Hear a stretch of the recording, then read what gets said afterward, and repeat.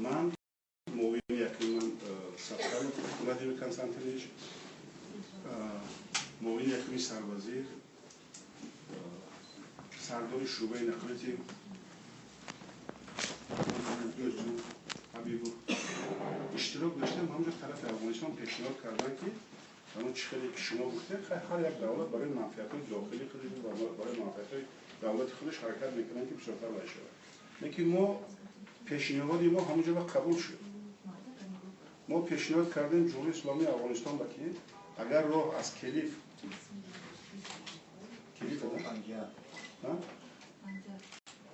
تا مزار شریف خیراتون یه می‌بینید تو دا سکلیف می‌بینید.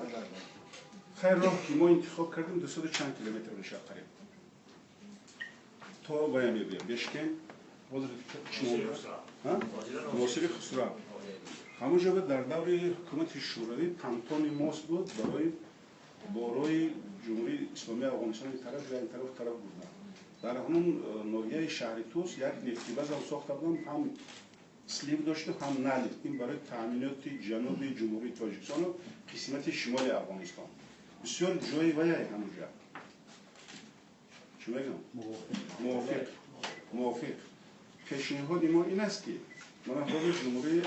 ازبکستان و ما هر مانع‌های سنی وای کرده است اگر همین راه انتخاب شد آلترناتیو میشه وقتی که ما طرف جمهوری اسلامی افغانستان و وزیر مالیش فهموندیم منفیت و موقعیت و همین راه و یا قبول کردن اول پیشنهادشون من گفتگی شما درست است تا شرخون بنده را بکنیم برای دولت ما الان فایده نداره ما اونجا گفتیم که این کارهای داخلی جمهوری اسلامی افغانستان ما الان وای نداریم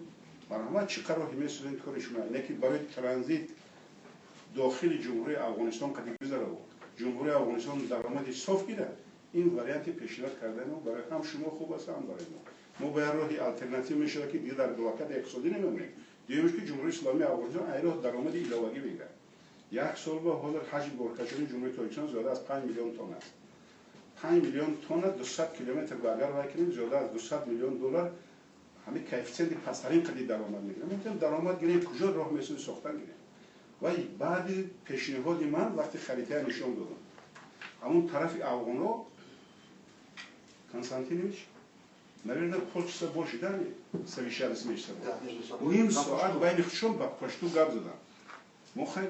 از اون لحظه وایلا نمیفهمیم گپ زدن و همین پیشنهاد ما رو قبول کردن طرف ترکمنستان تا مزار شریف هم لایحه‌اش کرده تیوی است سر کردن برای ساختمانش طرف ما قسمت ما باید از همین از استانسیه خوشدی بالاتر بریم تا همون جایی که پانتون موس میشه تا همونجا رو باید سازیم که چند کیلومتر میشه 8 کیلومتر باید کوپرک سازیم دیگرش طرف قسمت افغانستان باید اونجا بانکی چند بانک یک جای کار کرده بانکی آزیاتسکی بانک رازویتی هم کدام یوروپیسکی بانک هم هست که از طرف افغانستان ترکمنستان ساخته اگر راه سازن این راه برای دولت ما بسیار اهمیت کلان داره آلترناتیو میشه هیچ وقت ما در بلاکت نمیمونیم همین دو برابری که زیادتر روز کیفیت بلند کننده قبول کرده راه آهن ازبکستان این تماما از بین میره با یک 30% دیگه ممکن سبکی میده این پیشنهاد ما است متخصص رو هم اما تحلیه دیو مبلغ هست که اوز میشه وای بودر گفتشوی رفته مبلغ شده جدا کرده نه وای مبلغ برای دیگه کاره وای جمهوری اسلامی ایران 1 میلیون جدا کرده وای برای دیگه